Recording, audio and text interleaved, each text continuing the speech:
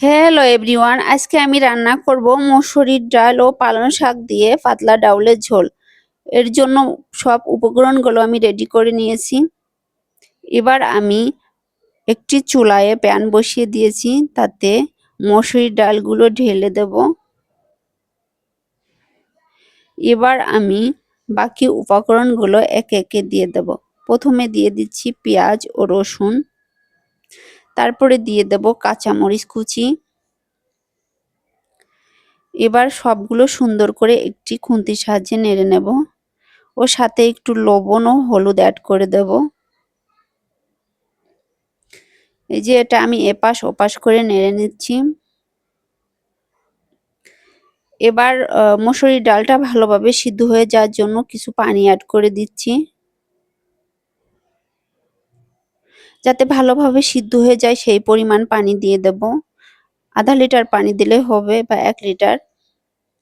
এই যে আমি একটি ঢাকনা দিয়ে ঢেকে দিয়েছি। এই যে আমার মসুরির ডাল কিন্তু সিদ্ধ হয়ে গেছে খুবই সুন্দরভাবে।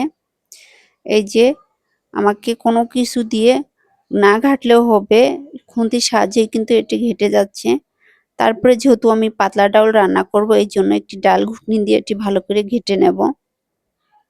এই যে এটি কিন্তু সুন্দরভাবে আমি ঘেটে নিচ্ছি, কারণ যাতে পাতলা ডাউলের সাথে এটি সুন্দরভাবে মিশে যায়।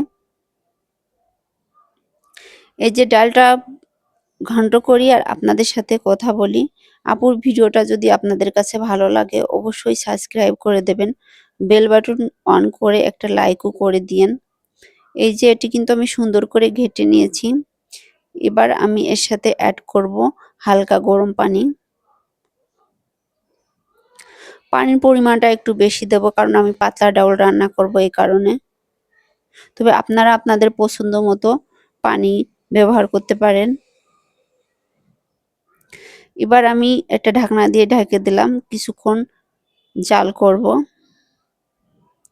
এই যে অনেকক্ষণ জাল করা হয়ে গেছে, এটা এখন আমি পাশের চুলায় দিয়ে দিচ্ছি। আর এই চুলায় বাকি উপকরণগুলো আমি রেডি করে নেব। এই যে আমি চুলায় আবার একটি প্যান বসিয়ে এতে সরিষার তেল দিয়ে দিয়েছি।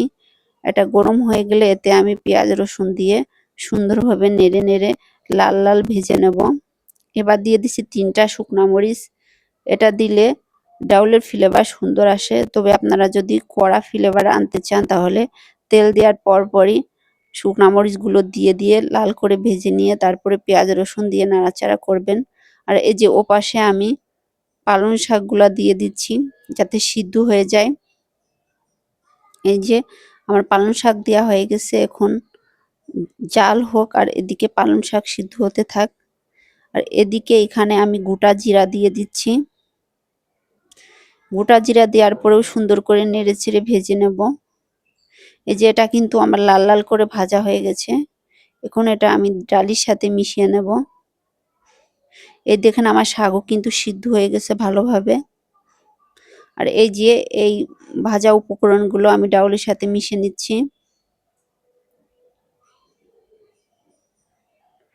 এটা মিশিয়ে নিয়ে আবারও কিছুক্ষণ জাল করব। তারপর এর সাথে অ্যাড করব টমেটো আর অ্যাড করব ধনেপাতা। তবে পালং শাক দিলে ধনেপাতা না দিলেও চলে। তবে আমি যেহেতু টমেটো দিয়েছি এই কারণে কিছুটা ধনেপাতা দেব, যাতে ফ্লেভারটা সুন্দর আসে।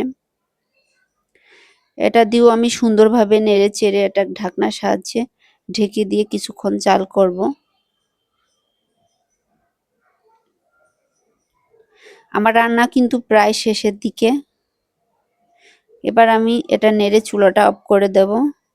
দেখুন মাশাআল্লাহ আমার ডাউলের কালারও সুন্দর হয়েছে এবং থিকনেসটা ও গ্রেভিটাও খুব ভালো হয়েছে। আপনারা অবশ্যই বাসায় ট্রাই করতে পারেন, খাইতে মন্দ লাগে না কিন্তু।